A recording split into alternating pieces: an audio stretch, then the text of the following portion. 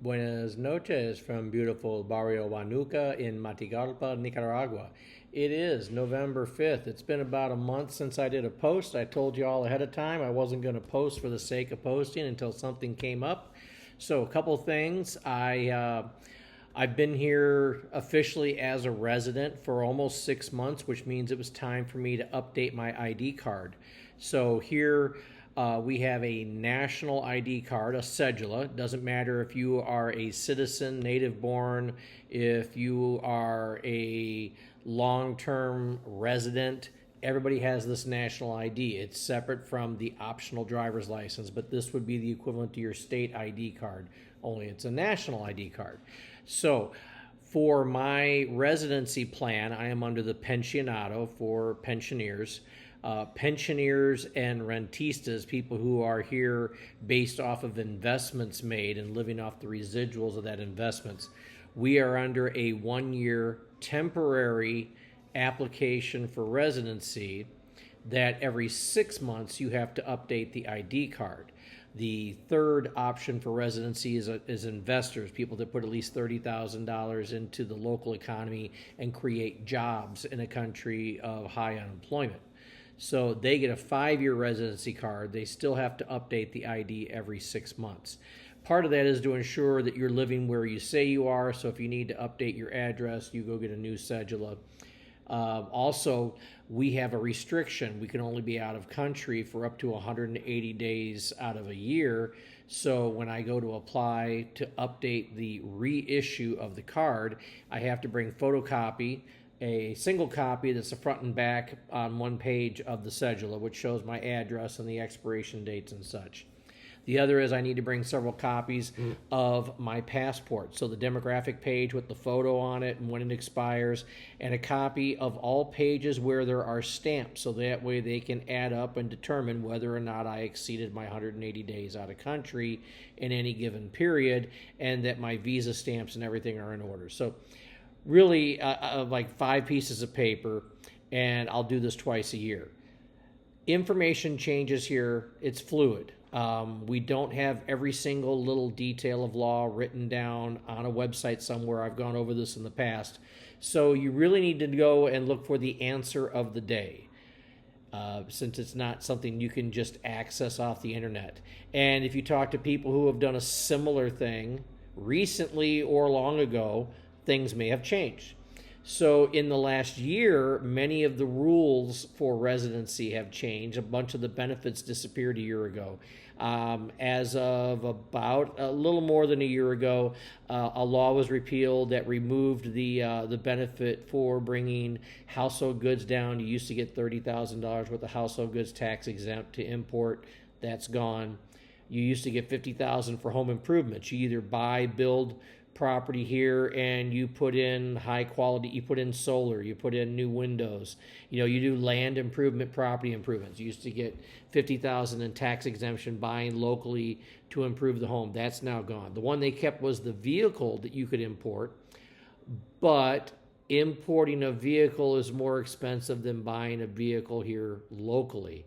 If you can only bring a vehicle in up to 7 years old, you get the, I believe right now it's about $13,000 to $15,000 off the top. Well, when they look at the total value of the vehicle, they're adding the shipping costs. So one of your lowest costs would be to drive a vehicle over to the Port of Miami and do roll-on, roll-off service. That's about as low cost as you could get. As an example, I had a GMC Canyon pickup. It was beyond the age, but let's just say it was only a few years old. First off, if you're going to take a vehicle out of country, it has to be fully paid for. So your vehicle has to be less than 7 years old, but it also has to be fully paid for. So often this is somebody buying a brand new vehicle for the purposes of shipping. So a brand new pickup, you're probably looking well over $40,000 in many of those situations that you'd have to have paid off completely, no lien on it. So you go to send this over to Miami, you drive it over to Miami, you're probably looking at a minimum of $3,500 to $5,000 to ship the vehicle. That's not including the insurance for the shipping of the vehicle. So we'll just make a nice even number, just say it was $5,000. Well, if you had $15,000 in tax exemption, you just use $5,000 of it for the transport. So now you get $10,000 credit.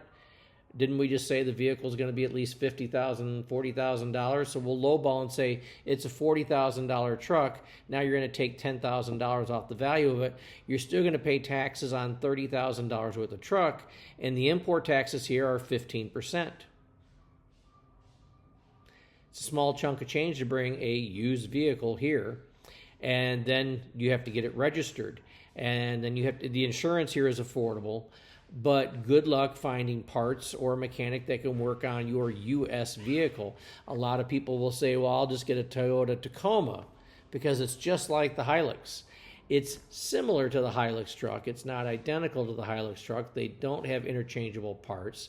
And you will find out the hard way that unless you have somebody that actually works for one of the auto repair companies or one of the importers, that you're going to probably pay a lot of money for a mechanic that knows how to work on your vehicle. Two, you can get the parts for your vehicle. Maybe they don't have the diagnostic equipment for your vehicle. It's a big cumbersome thing versus if you buy, say, a low-cost vehicle from China where we have no import tax, then you can get what would be the equivalent to a $50,000 to $60,000 SUV from the United States for about $25,000 here and save $35,000, $40,000. So that's one of the only benefits left, which isn't really a benefit. So all of that done. I was coming up on my 6-month schedule. So information has changed. When I went and got my initial application done in May and established my residency, I was told I needed to come back the day before the card expires. They did not want me back in the Managua main office more than 1 day prior to the card expiring. They want you there on the day of expiration. Well, my card expires on a Sunday, but their office is open on Saturday. So I had the intention, it was going to expire on the 16th of this month. I was going to go in on the 15th of this month. But where I'm at, I'm about 75 miles from the airport in Managua, which puts me at about 85 miles from the office. So what I would need to do is I would have to get up here at dark 30, and I would have to be out the door, either take a cab across town about 2.5 miles at 3 o'clock in the morning, or go for about a 40-minute walk at 3 o'clock in the morning. And a lot of people are scared on my behalf of walking at that hour. I've done it a couple times. I'm not concerned. There's just very few people out. They're like, oh, you might get mugged. Well, if nobody's on the streets, that means there's no targets for muggers, and muggers aren't on the streets because they're not just standing around on empty roads wishing there were opportunities. No, they're going to be standing around the roads an hour before and an hour after the bars close when somebody's staggering out and a little intoxicated. They're not stalking empty roads because they're empty roads. Either way, I need to be at the bus station on the southwest end of town. I'm up on the northeast end of town. I need to be there by 3 o'clock to get either a 3 or 3:30 a.m. bus, which will take me just over 3 hours now down to Managua, which is 75 miles away. It's a 3-hour bus ride. There is an express bus that takes about 45 minutes off that ride, but it goes much later in the day. So I need to be there pretty much for the 3 o'clock bus so I can get into the city of Managua by 6 a.m. at a bus terminal there, and then take the equivalent to Uber, which is called InDrive, and take an InDriver, which you order through an app, from the bus terminal to the immigration office. So I've covered this in the other videos. In traffic early in the morning around 6:37, it's about a 40-minute drive to go about 8 miles. So that gets me to their office before 8 o'clock, and they open at 8 o'clock. You want to be there at the main immigration office when they open. If not, you're going to be there most of the day. So I was already planning on going on the 15th and getting up early and taking the 3-hour bus ride and the 40-minute cab ride and the 40-minute walk and all this to get to their office to submit 6 pieces of paper and a small fee to get the card updated. That was the intent. Now, a friend of mine from our WhatsApp group who's visited over here twice before lives in Leon, and he just updated an identical ID card, the cedula. He is retired, so it's a Pensionado cedula. And he just did his the month prior. He did his in the departmental office. A departamento is like a county. He did it in the departmental office of Leon last month, and the cost for him was 2,104 Cordoba, which comes out to about $51 US.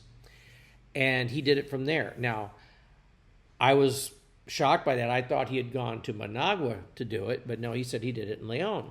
I said, well, that sucks because I had already asked when I tried to do the annual visa. After I got the cedula, I was told I needed to ask permission to leave for multiple events. Turns out I didn't need to do all that. You just pay an extra $10 exit fee at the airport when you're leaving, when you have residency. So I don't pay the $10 tourist fee coming in because I'm not a tourist. I live here, but I do have an exit fee when I leave here.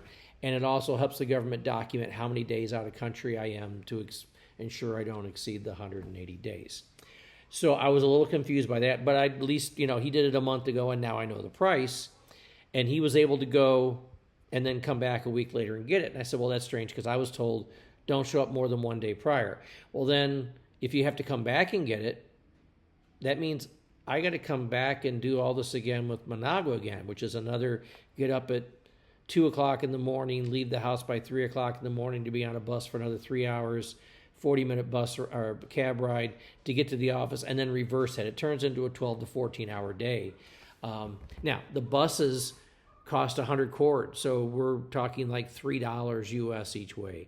The cab rides cost about $8 to $12 with tip each way. So your travel expenses are under $50 a day, but do 2 trips, now you've spent $100 plus whatever the fee is, and you've lost 2 days. So it's a little cumbersome. So I was curious about that. So I said, you know what, let me, I still have my language barrier. My Spanish is getting slightly better. But I said, let me ask my attorney to see if he can find out what the answer of the day is, because I was told before you had to do the reissue in the main capital in Managua, but evidently you could do it at the department. Depends on the department. And this department back in June told me that I could not. I had to do it in Managua. So I spoke to my attorney. I spoke to Pablo, and he actually went over. This was 2 days ago. Yeah, this was 2 days ago. 2 days ago, he goes over and he talks to the one governmental employee at our immigration office for our departmento. Now, the city district has almost 120,000 people living in it, and then you add the rest of the departmento, and we're looking at probably 160 to 180,000 people in the whole department, like a whole county. But the city metro, and the city's about 2.5 miles by 3.5 miles. The whole city metro is 120,000 people. One government employee to facilitate a service here. I'd seen her before. I'm like, oh my God, I feel so bad for this woman because she looks like she's ridiculously busy, understaffed, but she has a great demeanor.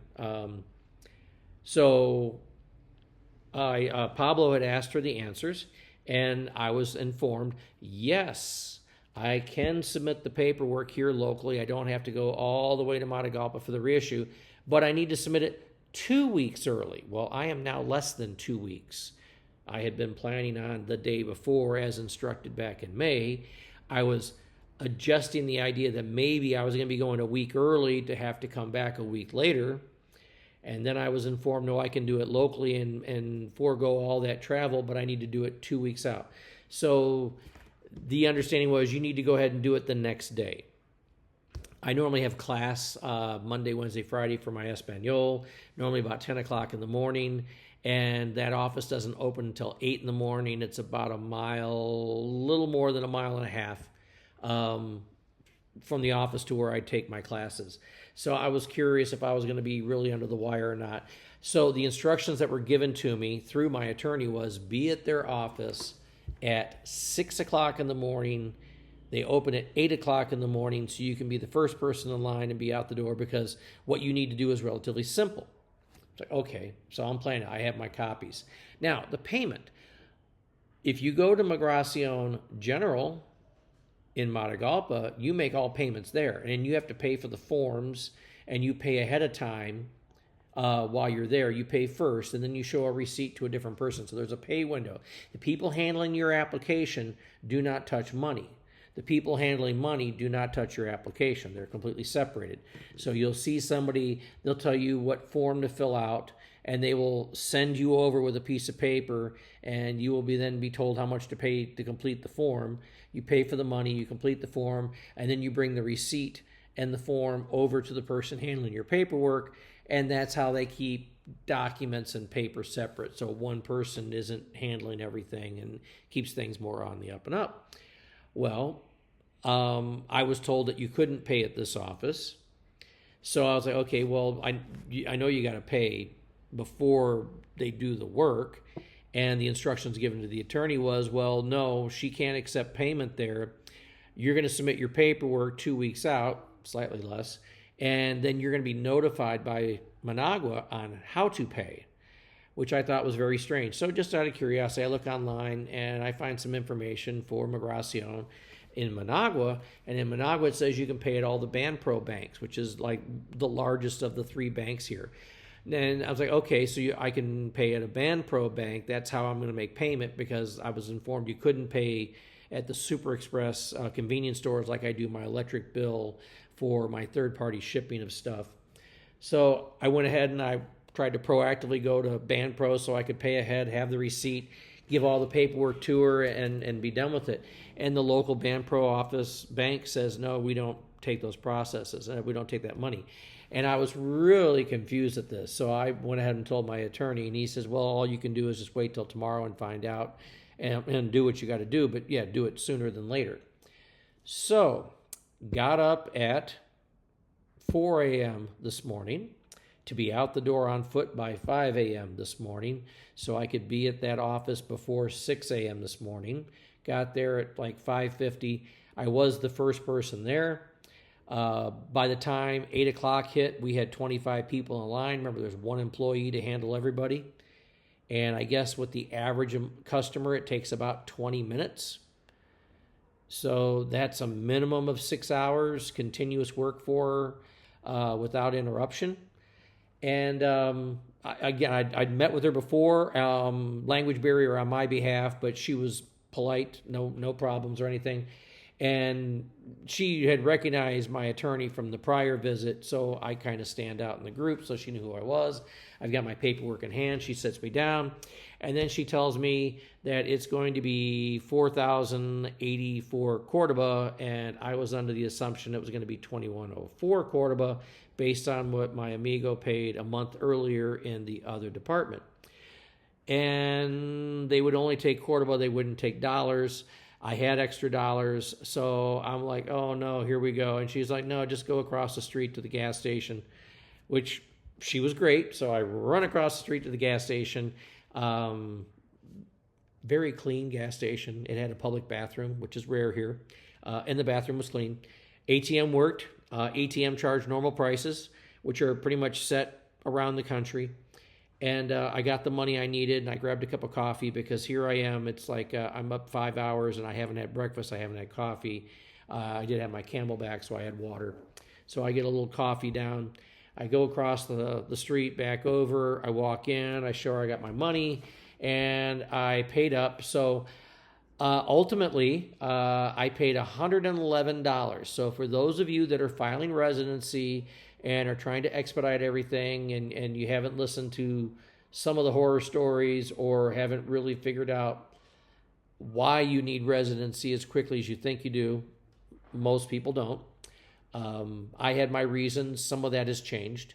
I wasn't wrong to do it. I had all my documentation to do it, and I'm probably the quickest person to ever have the residency approved. Mine was approved in 2.5 weeks.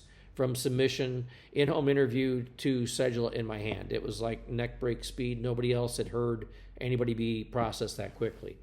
But many of the perks of residency have diminished. One nice thing is I don't get nickel and dimed at the airport for the extra $10. I don't have to show proof of an onward ticket when I'm flying back because I live here. Little ancillary things. But I paid $111. It was $110.99 when converted. So I paid $111 for my 6-month reissue, but I don't have to go to Managua and waste 2 days going there twice. I go across town in 2 weeks on the 18th. So technically my ID will be expired by 2 days, but you now get to keep the ID on you. You used to have to mail it in to the main office, and you were without your identification for a week or two. All you have is this receipt if somebody asks for it. Now, it's rare that anybody truly asks for my cedula. If I was making a very large purchase, like if I was buying a car, yeah, they'd want to see my cedula. Where I do use my cedula is when I pay for third-party shipments here with Envios Fast Track through their local carrier to Cargo Trans. When I make payment to Envios Fast Track, instead of waiting long lines in the banks, I go over to the local convenience store, which is 4 blocks from my apartment, and they only accept quarterable payments. I've got account numbers for the 3 main banks and the name of the person that's being deposited under. I give them the total amount. I give them my cedula. I give them the beneficiary's information, and there's an instant transaction made. So very rarely am I ever asked for my cedula anymore. I don't carry my passport around with me every day because now I have my cedula. That's considered the more appropriate ID while in country. Obviously, you need the passport when you're traveling out of country. But the receipt, I got my receipt. Now, again, my amigo from a month ago was shocked that I had to pay twice as much as he did. I don't know why, and this is completely itemized. I don't think there was any mistake made with it, and I don't pretend to think there was any mistake made with his. I think maybe with the new fiscal year, October 1st, maybe there were changes to billing, and prices have gone up. While Nicaragua encourages tourism and encourages people to come here and live here and spend money and create jobs for Nicaraguans, they're not going out of their way to create and increase tourism. They support tourism. They're all about tourism, but they're not spending money towards tourism. They'd rather spend money on roads, hospitals, healthcare, schools, new airports, new train lines, dry canal, things like that. They're looking for infrastructure improvements. And so I lucked out, even though the information was kind of convoluted. You can't look this up on the website. There is no website for it. And even if it had been on the website a month ago, the answer has changed. And for somebody who's used to dealing with laws, regulations, policies, procedures, I was administrative most of my adult life.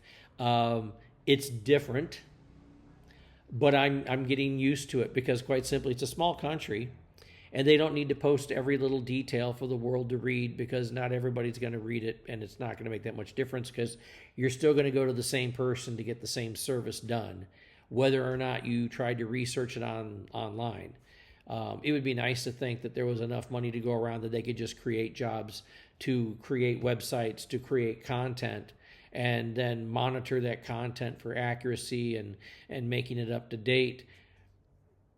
But, Pedro, most of the country wouldn't be looking at the website. They would just go to the office they need to go to find out what they owe and what they need to do.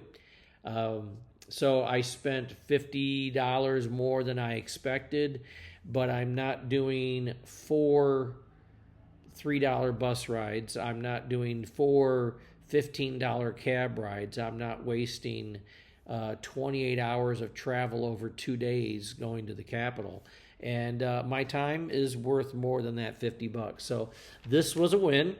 Now, the other confusion, which I'll have to find out much later, is this is the 6-month reissue. So you reissue the ID card every 6 months, but my residency is a temporary 1-year renewable. So at the end of 1 year, I'm not just reissuing an ID, I'm supposed to be reapplying for my residency. Now, what I had been able to surmise from our chat groups and what little information I could find online means I get a new health certification, which means I get blood work and exam done, no problem. You can do that at the clinics at zero cost. I would have to do a new updated background check. Now, when I got here, I did the Interpol background check because I hadn't been here before, so they don't know me. So they know when I came into the country last year and I submitted that, where I did the background check in February, March, they know I had no priors. I wasn't wanted by anybody. I'm not wanted. Nobody wants me. And now I don't have to go back to Interpol to do that. I just go to the local police station because I'm in the system. I've got a national ID, and they'll just look at the national level. Are there any priors? Is he waiting? Somebody looking for him? Are there warrants out for him? Did he do something? Is he under investigation? Whatever. So that will be simple because I can do that here at Matagalpa. When you do it at Interpol, you go in on a Monday, or you go in the morning and you come back 8 days later on an afternoon. Well, I live in Matagalpa. That's 2 trips to Managua. We've already discussed that's like day-long events. I would literally have to get a room the night before for the morning visit. So I would redo those, and I'm also supposed to be doing my financials. Well, if you watch my prior posts about getting documents apostilled and notarized from the state of Florida and from the U.S. State Department a year ago, it was incredibly cumbersome. And again, I'm an admin HR person. I'm all about policies, procedures, and forms, and I was dealing with complete idiots. I had to have Senator Rick Scott's office involved to find my paperwork at the State Department, because Senator Rubio basically didn't have to go to his state job for 2 months before he went to the State Department, and his office is the one responsible for my part of the state, but nobody was assisting with that. They directed me to Rick Scott. Well, coincidentally, Rick Scott, when he was the governor of Florida, was also my boss, and I'd met him on more than one occasion. So I didn't have a problem reaching out to his office when the State Department could not find the documents that I had submitted to them months before. And I was running out of time before I left to get my documentation. Lo and behold, Rick's office got my paperwork quickly. But I had my state retirement letter to be notarized by the state and apostilled by the state. That got kicked back 3 times because the state of Florida didn't like the notarial statement that was attached to the document, notarized by a bank. The bank got it wrong. Notarized by the UPS person. UPS got it wrong. Bank got it wrong again. And then a different person in the bank got it right on the 4th time. State of Illinois apostilling my notarized certified copy of my birth certificate. Already had it notarized, just needed to get it apostilled. Sent it to the office in Chicago. When you do this, you send in a cashier's check, you send in the form, you send in the document that needs to be notarized and or apostilled, in this case just apostilled, and you give them the self-addressed stamped envelope to send it back to you. So I have this self-addressed stamped envelope with my address in Florida in it, and every time you send these documents out UPS, you're sending like 4 pieces of paper, and it costs like $20 to get it there and another $20 to get it back. It's ridiculous for the pricing. I sent that to Chicago to be apostilled, and they sent my birth certificate to an immigration law firm in Chicago instead of sending it to Florida. And UPS's customer service online was horrific. The call center was insulting, demeaning, and hung up on me. And when I finally did get my birth certificate, it was left in a puddle next to my front door. Didn't damage it, luckily, but what should have taken up to 8 weeks to get 4 documents apostilled, a birth certificate from Illinois, a retirement letter from the state of Florida, and a VA letter and Social Security letter apostilled by the U.S. State Department, should have cost me, with shipping, with fees, about $300, and should have taken up to 6 to 8 weeks. I wound up spending over $800 and 4.5 months to get 4 pieces of paper notarized apostilled. Couldn't make this up. I was dumbfounded at every level of stupidity I dealt with, because I wouldn't have had a job in my role in government in Florida or the Army if I had been doing what was happening.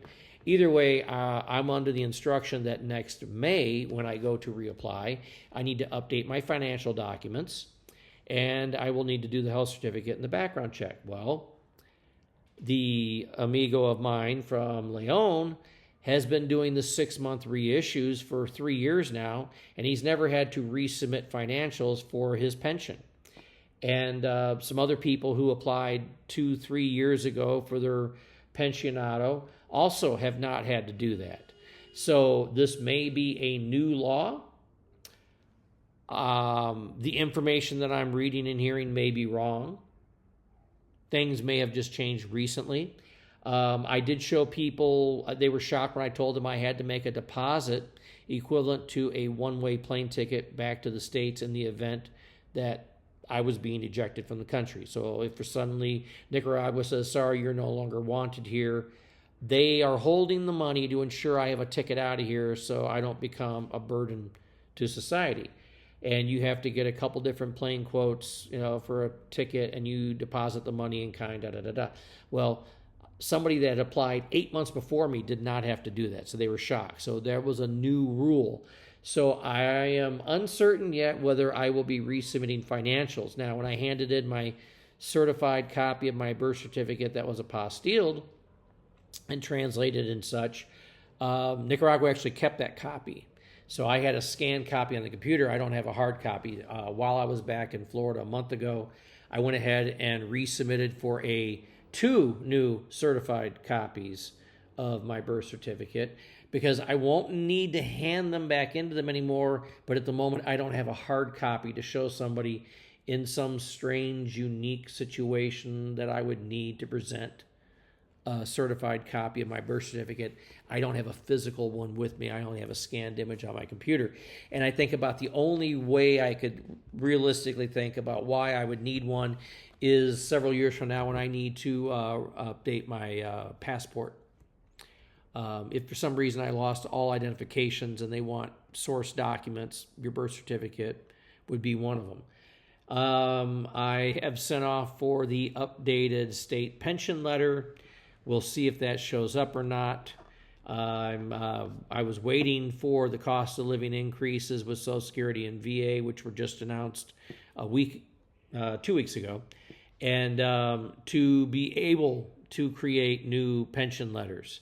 Well, I need those sent to the State Department if apostilled. I really don't want to go down that road again. I'm really done with U.S. State Department and as much as I can be. But supposedly, and this is done by some people with investments, they submit 3 months worth of bank statements to show deposits that are done regularly. Well, my VA money is always there on the 1st. My state pension is always there on the 1st. The Social Security money is always on the same day of the month. So if I can submit those, I could go to the U.S. Embassy here in Managua, schedule an appointment, have them notarize my bank statements, and use those in kind versus going through the State Department if I still need to do those documents, which I probably won't know until maybe April of next year. I'm not going to try to get a definitive answer right now, knowing that things may very well change. No reason to go seeking after documents that may not be needed yet. But since I now know 2 weeks to do things locally through this office, if I do have to go to Managua, I'm going to plan on having my documentation completed a month out. The health certificate and the background checks are good for 90 days. The financial documents, the only time the money changes with cost of living increase.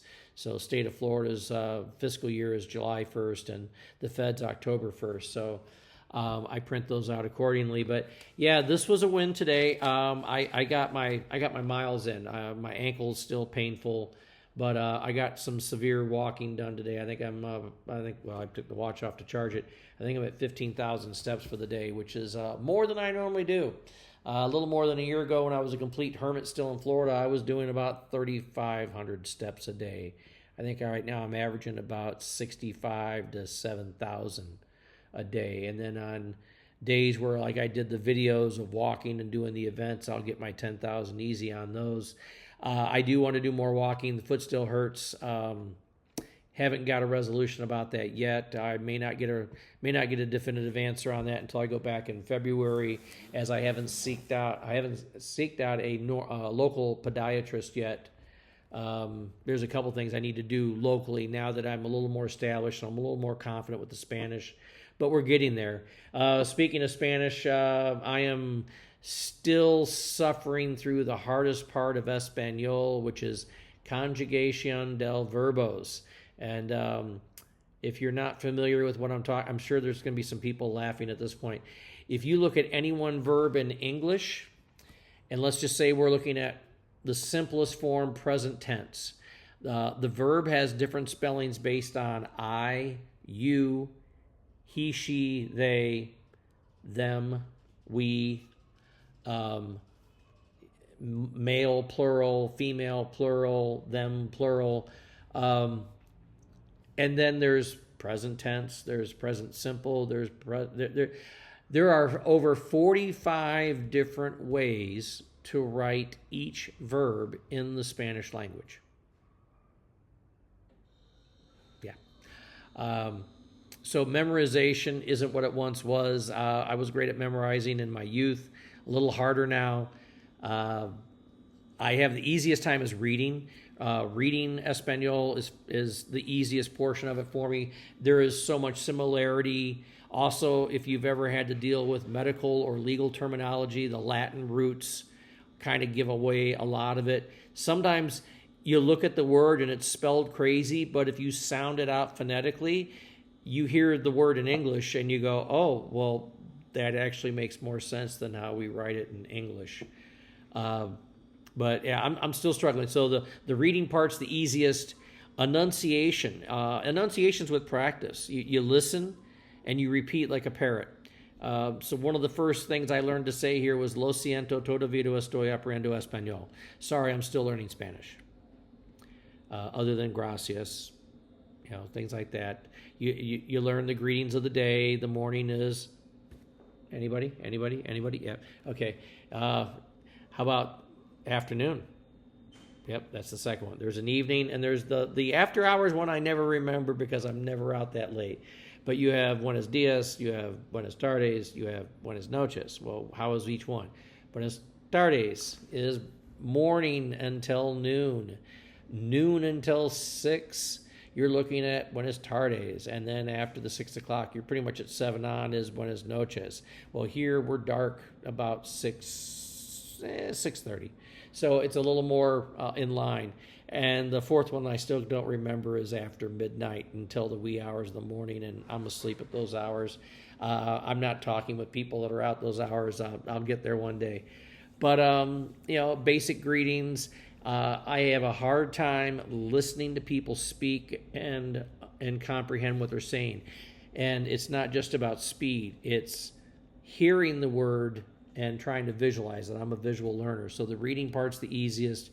Repeating the words correctly is easy with practice, but understanding comprehension of words when I hear them is my hardest part, which is literally dialogue with people. So I'm engaging with people a little more on the streets, and I make jokes with people. And again, I shared the story before about going to the local convenience store to buy stuff and pay the bills.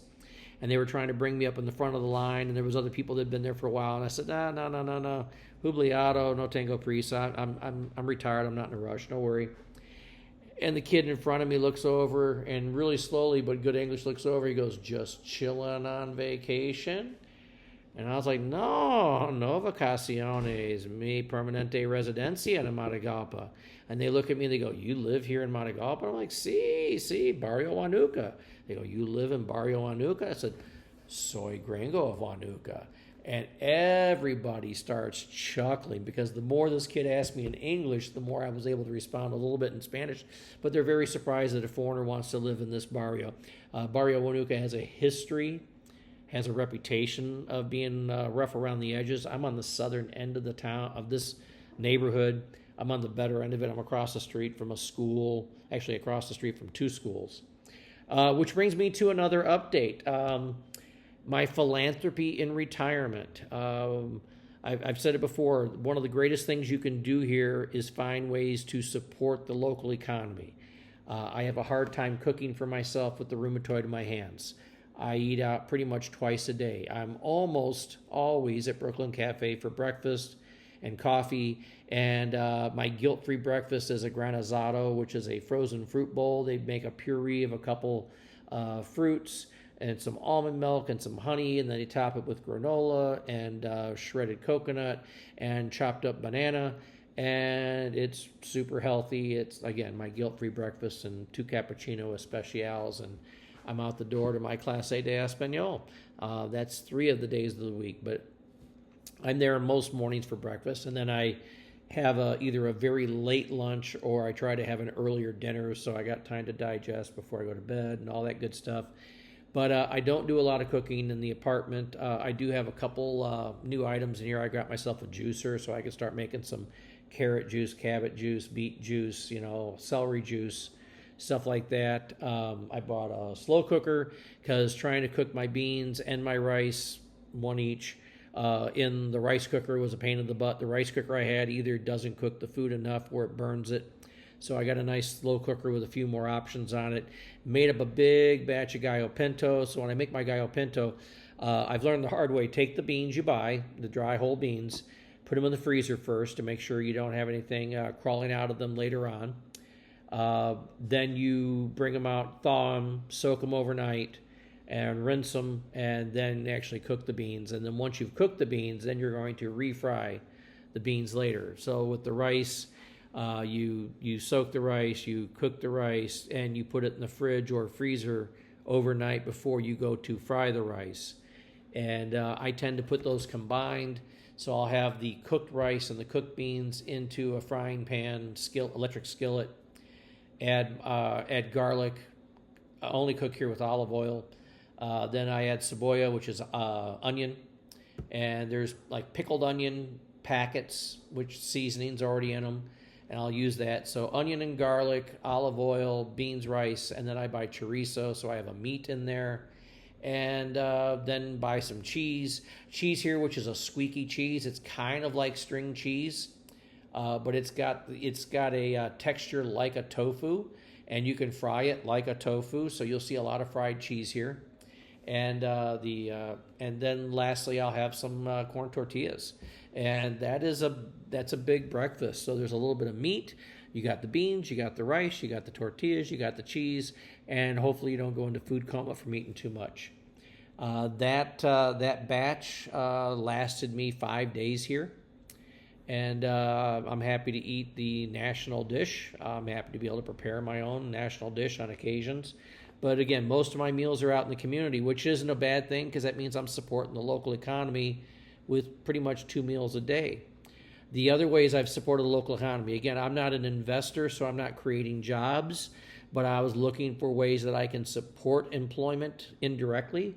My tutor, her laptop died, and it was an older computer, and it was going to cost as much to fix an old computer as it was to buy a used computer because she cannot afford to buy a new computer. So she does tutoring online with other people, and she needed a computer also to work on the classwork for my one-on-one tutoring. When I came here, I brought positive redundancy. I have the laptop that I'm doing this on right now is a modern Apple M4 that I bought weeks before I flew down, but I had an M1 as my backup in the event this died. I already had another Apple computer here I wouldn't have to worry about.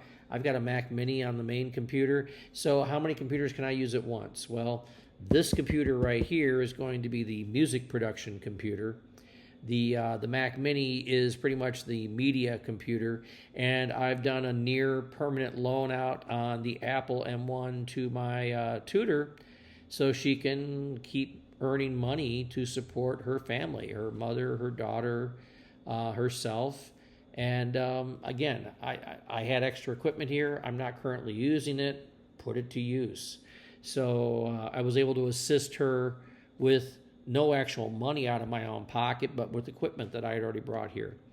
Another amigo from our WhatsApp group, young guy, born in Jinotega, was on the WhatsApp because he wants to interact with foreigners, with expats from North America, wants to keep on working on his English, recently got a job at a local call center. And call centers are great paid jobs here.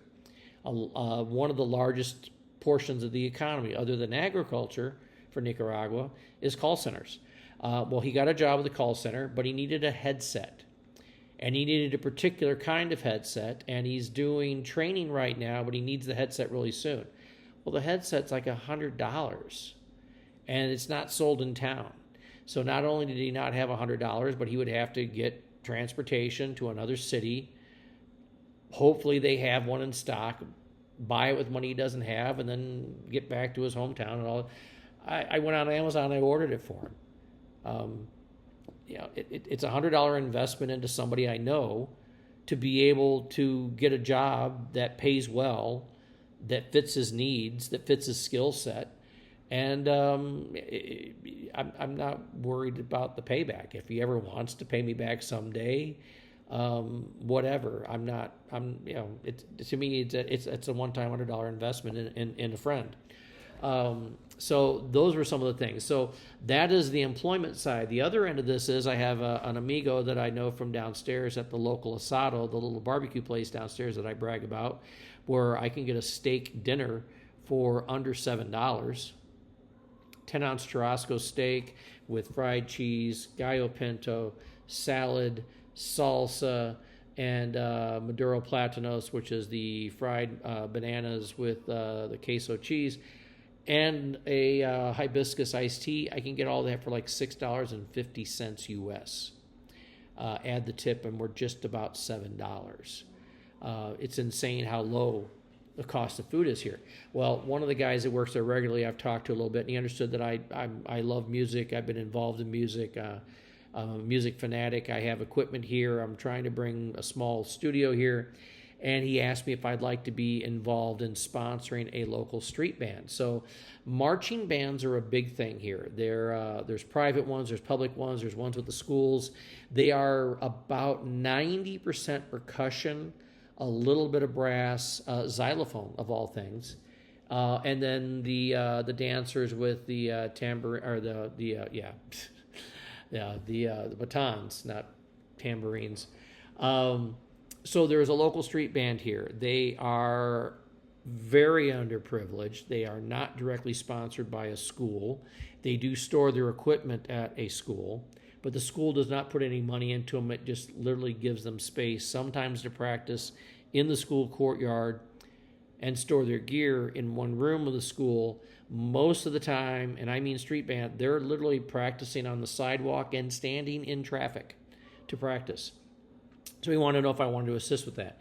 And my goal, again, in the future is to have a no low-cost studio drop-in system where people could come in and work on recording tracks. Well, that's a couple years away. But what I can do right now is I can support keeping 40 kids actively involved in a music project and keeping them out of trouble. So this is kind of like the boys club, girls club back in the 70s, 60s, 80s in the U.S.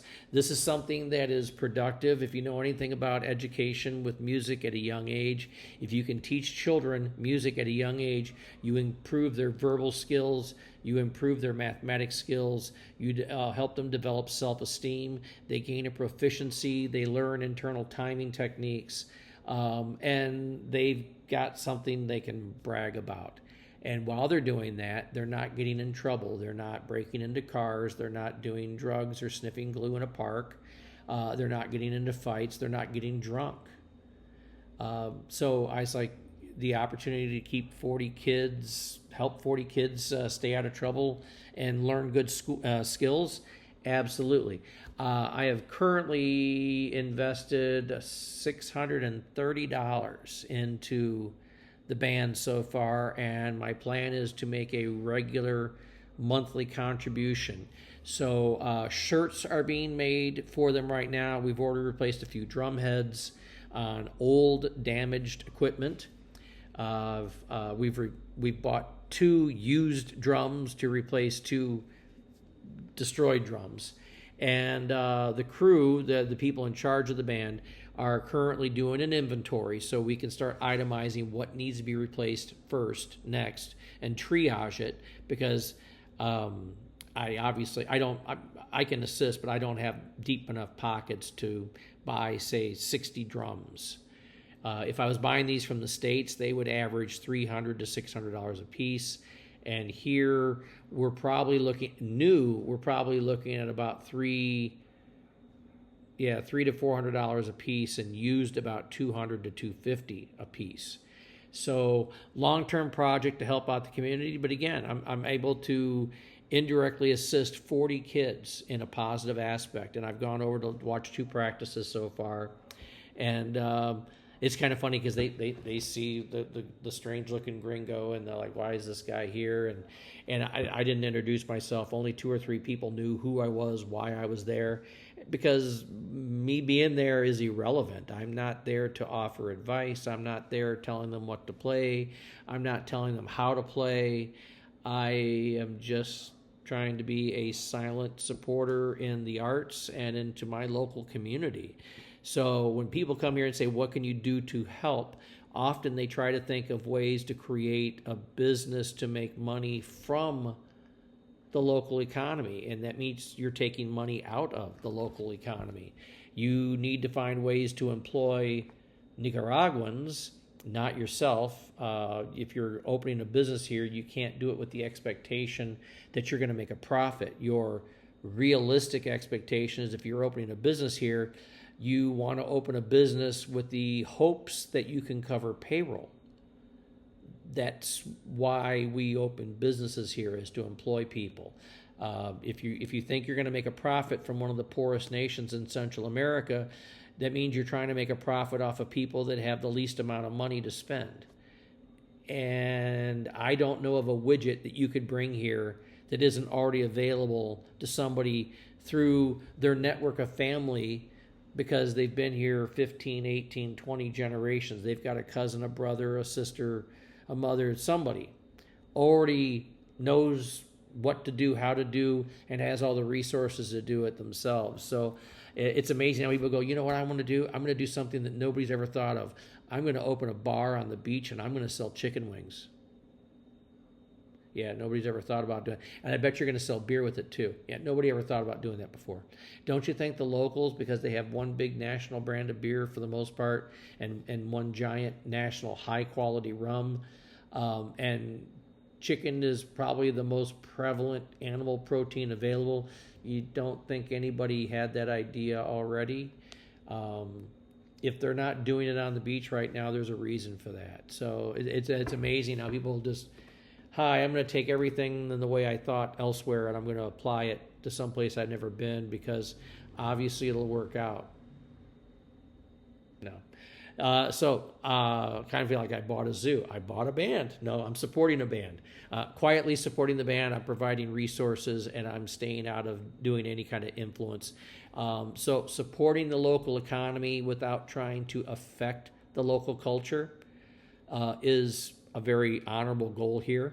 I look forward to a couple years from now, if these kids become more proficient with their drumming skills and I'm able to open up the studio, then maybe I'll see some of them come in and drop in and work on tracks and work on titles and music, and get to know a few more of them, and not charge a penny to help, because I'm retired. I'm not allowed to work. I don't want to work. I don't need to work.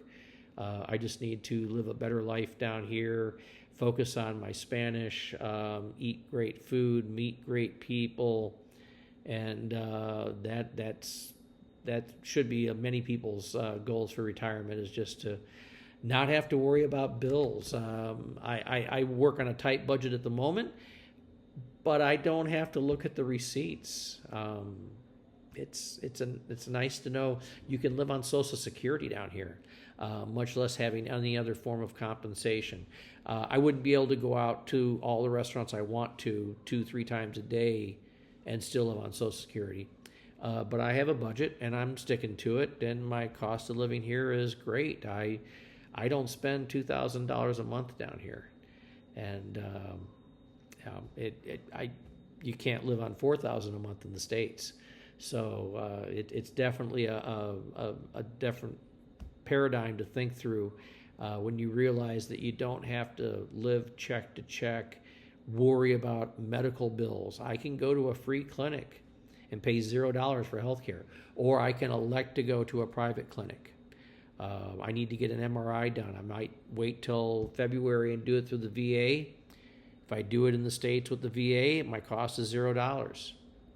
If I want to wait in line at the public hospital and maybe get seen that day, maybe not, an MRI would be $0. If I want to go to the private clinic here and go to the MRI, which is there's one private clinic with an MRI and there's one hospital in this town with an MRI. If I want to go to the private clinic, I'm looking at about $500 for the MRI I need. In the States, that MRI would be about $1,800. So wait a few months for no cost. Take several days chance for no cost at the hospital, or pay $500 at convenience at a for-profit hospital clinic. It's nice to have options, and there's no insurance involved. There's no billing involved. If I do to the private clinic, I'm putting it on a credit card. They take credit cards. They take cash. And there's no payment plans. There's no reimbursement plans. There's no partial payments. You pay in full, and you get the services you wanted. So it's nice to know those options are there, which, by the way, the private clinic is 6 blocks from my apartment. The hospital is not walking distance for me because of the elevation. The hospital is about 2 miles to the north, indirectly, uphill, so that's a bus. But the bus ride, which I have not taken the internal city buses yet, they're always packed. The local internal bus ride would be less than 10 Cordoba, which is less than 30 cents. So not shabby. If you need an ambulance here, you don't get charged for the ambulance, but you do tip the ambulance. I get the feeling it's probably the same thing with the fire department. If you have a fire at your house, you don't pay the fire department, but you tip the fire department. Which the immigration office I was at today is in front of one of the newest fire departments they have, which is funny because all the trucks are from different nationalities. They get trucks donated from China, from Russia, from Japan, from the U.S., from Europe. I mean, they accept what equipment they receive, so they don't have all like Freightliner brand. They have a variety of brands. But yeah, I will do a video in the imminent future on the music gear. So music gear, I have like 90% of it here, but I ran out of room on the table.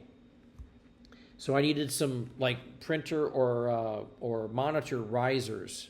So I have room for everything. And I needed particular sizes that are not readily available online. I currently have the landlord's carpenters, they're carpinteros. I've given them the specs on graph paper of what I needed. I needed a 28 by 14 by 6 foot riser, 1-inch plywood. The other one I needed a 24 by 14 by 5-inch riser, same. And I gave them half the money, and they're going to charge me the other half when it's completed. Now, the funny about that one was I got quoted, again, these two risers, basically 2.5 foot by 14, 2 foot by 14, half a foot tall, flat piece of wood, 2 legs underneath. Price I was quoted was $80 US, which I felt was a little high. Now, if I want to order something similar online from Amazon, I can get the equipment for about $50, but I'm going to pay well over $50 in shipping. So it's actually cheaper to go locally, and I'd prefer to go with a local skilled craftsman.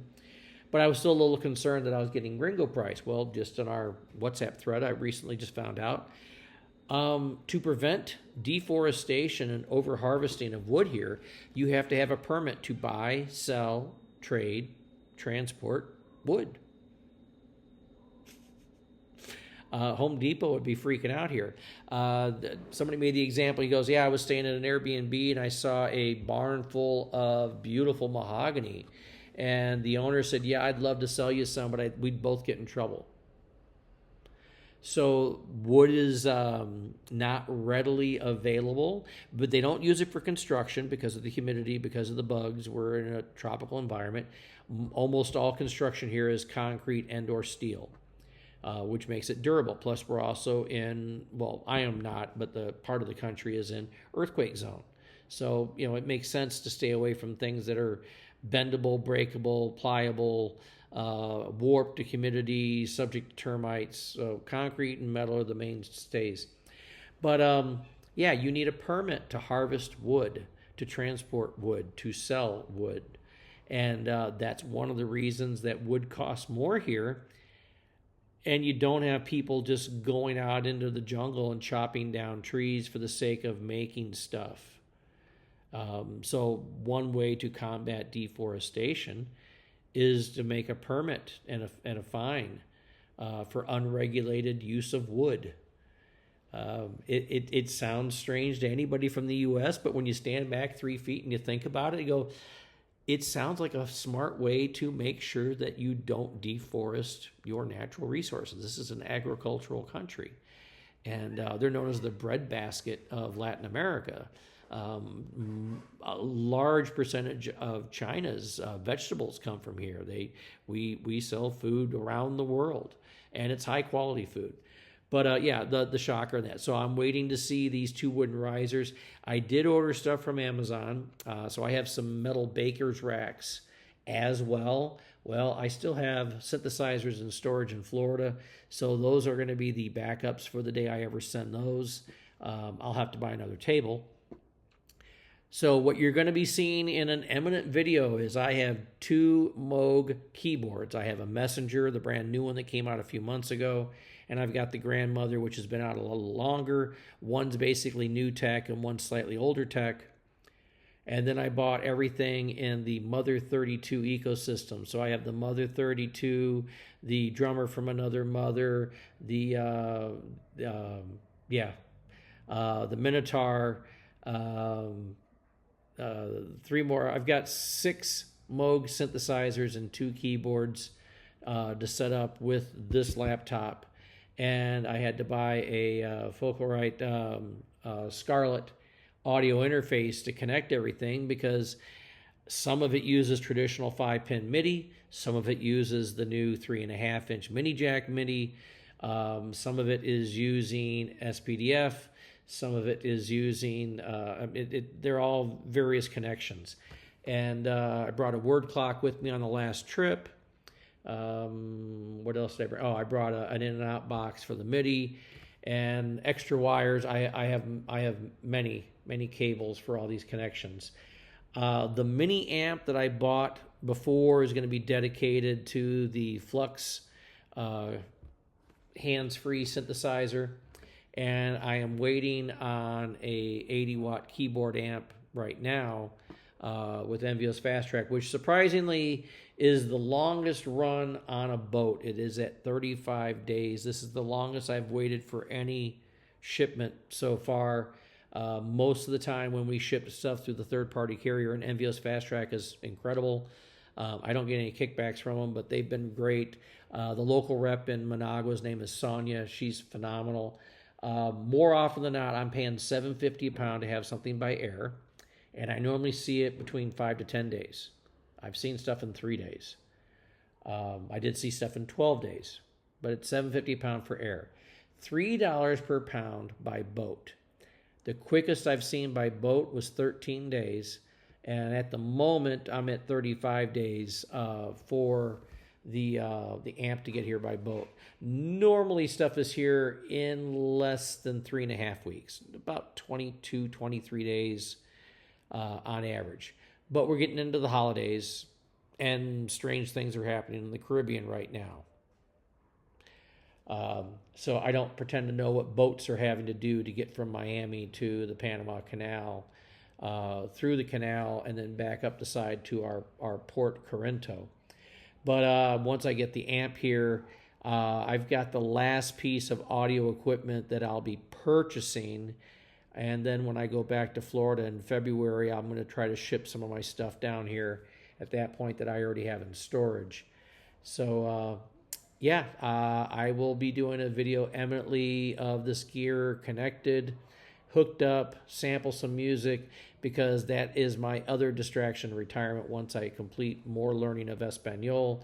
then it goes to learning how to use all this equipment. So I'm going to be the mad hermit in my audio lab dungeon. And that is the update. So immigration paperwork is going good. I've saved my two trips to Managua are going to be unnecessary now. Saw a family last month, took care of medication, got all that done, got some paperwork back in the States done. I still have 3 pending appeals with the VA. One of those appeals has been sitting on a judge's desk for almost 8 months. It took 10 months to get to him, and it's been sitting on his desk for 7.5 months now. They normally take 1 to 2 months to resolve. I had one of those appeals go all the way to the District Court of Appeals in Washington, D.C., outside of the VA, and the law office got a correct answer, kicked it back to the VA. Now they're waiting to put it back in a judge's hands about 4 more months, and then that one gets resolved. And then lastly, the rheumatoid claim for toxic exposure that I've been fighting for a while now. It went to the VA judge, and within 2 weeks, the VA judge kicked it back and read all my critiques of what had been done wrong in the last 3 stages, agreed with every single point I made. So he kicked it back to the VA for correction. While I was back in Florida, I did those exams. That portion of the VA is still open, although even though the VA is funded for health care and compensation, talking out of the side of his mouth, the secretary of the VA was quietly trying to defund appeals after October 28th, saying there was no more money for the appeals section. And a federal judge said, oh, no, you're not stopping now. Those people have been waiting years. So if you haven't seen what was in the news about a month ago, the Washington Post, this is veteran info, so the rest of you, if you want to tune out for a moment. But veteran-centric, Washington Post did a hit piece on veterans about a month ago. We're all liars, we're lazy, we're just out there to get money. We go to websites that tell us how to say the right words to just get money and defraud the government. And they give a handful of examples of fraud that have been found by the VA, because the IG is very proactive. Very one-sided, jaded, sloppy research hit piece on veterans, and it was insulting. The Senate just had a committee meeting in response to it. Oh, hey, we hear there's fraud going on in the VA. Tell us more. So they get one retired lieutenant colonel, a combat wounded amputee, to go on there and basically agree that veterans are lazy and money grubbers and liars, and we're creating a society of entitlement, and veterans that are rated at 60% for anything shouldn't get compensation, just health care. So any of your service-connected disability ratings that are 60% or less, you shouldn't get money for. He does Ironman triathlons with one leg amputated, therefore you should be able to as well. Doesn't take in consideration the gilded life that he lived, the affluent life he had, the money that's backed him, the connections and resources he had throughout his life. So because he was willing to work through his disabilities and has become successful, nobody should get a handout, is the impression you get. And only one senator in the committee meeting stood up for fellow veterans who is also an amputee. She has both her legs missing, and she pretty much politely told him she found it rather insulting that he would insinuate that veterans are lazy and just out there to get money. So if you've read anything of the Washington Post article, or if you watched the Senate committee meeting last week, here's my advice from somebody who spent 20 years in government and who actively worked with all these horrible politicians. You need to contact your congressman. I know it sounds cliche. No, you need to write to him and say that conduct is unacceptable. It's insulting to the people that took an oath, swore to the oath, abided to the oath, because that's a contract. The other end of that contract was that we would be taken care of for injuries, illnesses incurred, aggravated, began in service. And anything less is a violation of the contract we signed with the government. And to then question the integrity of veterans, a fellow veteran, and question the integrity of veterans is beyond insulting. So for my veterans out there, family of veterans, survivors of veterans out there, if you've watched any of that information that I just talked about, by all means, contact your congressman. I know they're sleeping at the wheel right now on a paid vacation. You need to write to them and tell them that level of reasoning is unacceptable. And you need to hold your public officials accountable. I do. And I already wrote to mine. And I know mine. On a personal level, I know them from working with the state of Florida for the last 13 years before I retired. By all means, contact your congressman and tell them what is unacceptable to you in the behavior of the Congress and the people they bring in front of them, especially the lieutenant colonel that testified against all of us. With that, it's 9:10 here. I finally did put a battery in the clock. I had a couple of people comment, "Hey, your battery, you need a new." I was like, "Hey, it's right twice a day. Put a new battery in, so you can tell the time." I don't look at clocks anymore. I have a watch and I have a phone, and the watch is there to tell me how many steps I made and when I need to get up out of a chair. That's about it. I'm retired. I don't really look at time other than when it's time to go to class. But that is the updates on the veteran side, the appeal side, the immigration side, the social assistance side, helping the local community out, and healthcare and food. And I'm going to wrap it up. Like I said, I will have a video soon about the music gear, hopefully within the next 2 weeks. And with that, I wish you all well, and adios.